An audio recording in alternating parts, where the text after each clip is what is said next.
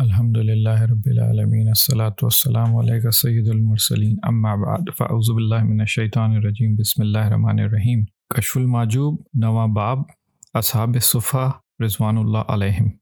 فصل: اس امر پر اجماع امت ہے کہ حضور صلی اللہ علیہ وآلہ وسلم کی ایک خاص جماعت تھی۔ صحابہ کرام میں جو تارک الدنیا ہو کر مسجد نبوی میں اللہ کی خاص عبادت کے لیے بیٹھ گئے تھے اور ہر قسم کے کسب و معاش سے دستبردار تھے، انہی کی شان میں قرآن پاک نے اپنے حبیب پاک محمد صلی اللہ علیہ وآلہ وسلم کو فرمایا، جس کا ترجمہ ہے: اے محبوب، نہ فراموش فرماؤ ان لوگوں کو جو اپنے رب کی عبادت میں صبح و شام مشغول ہیں اور اسی کی رضا چاہتے ہیں۔ تو خدا کی کتاب ان کی افضلیت پر شاہد ہے، اور حضور یوم النصور صلی اللہ علیہ وآلہ وسلم کی احادیث ان کے فضائل میں ہمیں بہت پہنچتی ہیں۔ ہم ان کا تھوڑا سا حصہ مقدمہ کتاب میں نقل کیا ہے۔ حضرت امام المفسرین ابن عباس رضی اللہ عنہم فرماتے ہیں، جس کا ترجمہ ہے: اس حدیث کے معنی ہیں کہ حضور صلی اللہ علیہ وآلہ وسلم اصحاب-ے-صفا پر تشریف لائے، ان کو دیکھ کر ٹھہر گئے تو ان کے دل میں اس فکر و مجاہدے میں حضور صلی اللہ علیہ وسلم نے نہایت خوش دیکھے۔ فرمایا: اے اصحاب-ے-صفا، تمہیں مبارک ہو، تمہارے بعد جو بھی تمہاری سی شان میں خرم و شاد رہے گا وہ بروز قیامت جنت میں میرا رفیق ہوگا۔ ان اصحاب-ے-صفا میں سے پہلے مناد حضرت جبار و پسندیدہ سید الابرار حضرت بلال بن رباح رضی اللہ عنہ ہیں۔ دوسرے دوست خداوند اور محرم احوال پیغمبر ابو عبداللہ سلیمان فارسی رضی اللہ عنہ ہیں۔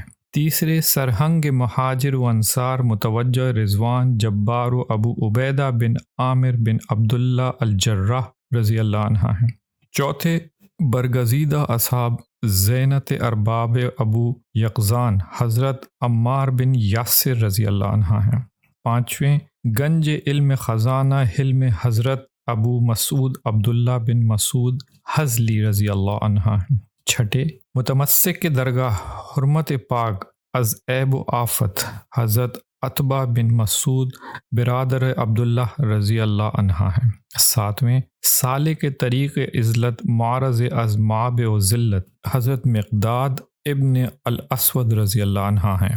آٹھویں دائی مقام تقوی راضی بالبلاء و بلوا حضرت خباب بن عارت رضی اللہ عنہ ہیں۔ نویں قاصد درگاہ رضا طالب بارگاہ بقا اندازر فنا حضرت صہیب بن سنان رضی اللہ عنہ ہیں۔ دسویں در درج سعادت بحر قنات حضرت عتبہ بن غزوان رضی اللہ عنہ ہیں۔ گیارہویں برادر فاروق معرض کونین و مخلوق حضرت زید بن الخطاب رضی اللہ عنہ ہیں۔ بارہویں خداوند مجاہدات اندر طلب مشاہدات حضرت ابو کبسہ مولا حضور صلی اللہ علیہ وسلم ہیں۔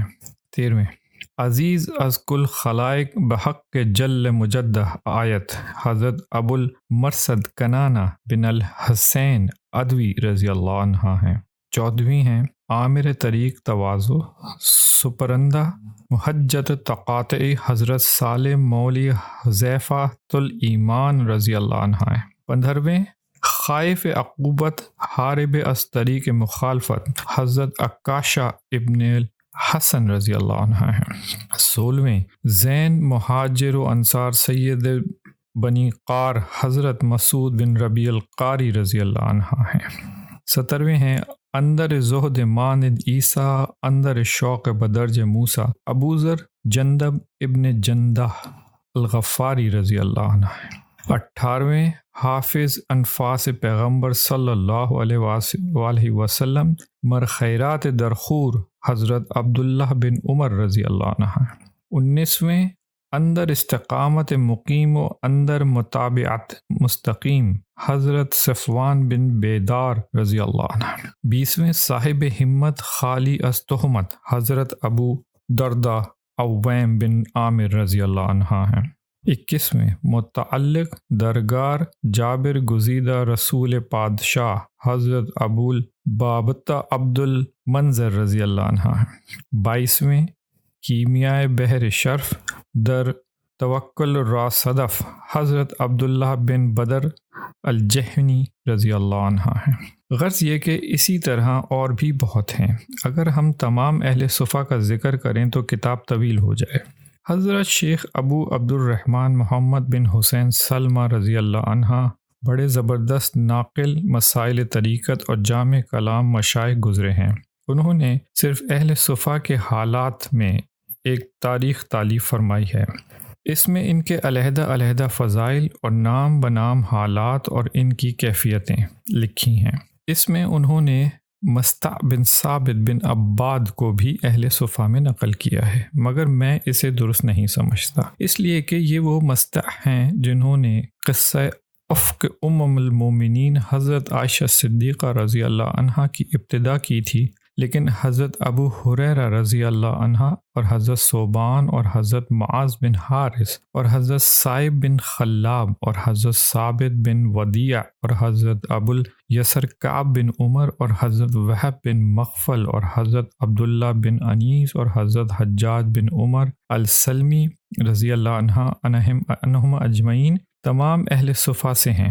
اگرچہ کبھی یہ کسی سبب سے دنیا کی طرف شغل فرما لیتے تھے، مگر تاہم یہ تمام درجے میں برابر اور حقیقتاً قرنوں کے خیر القرون میں سے تھے، اور جس وقت بھی یہ جس درجے پر تھے متاخرین سے بہتر اور افضل ترین خلائق تھے، اس لیے کہ اللہ تعالیٰ نے انہیں صحبت سید الانبیاء صلی اللہ علیہ وآلہ وسلم کا شرف بخشا تھا۔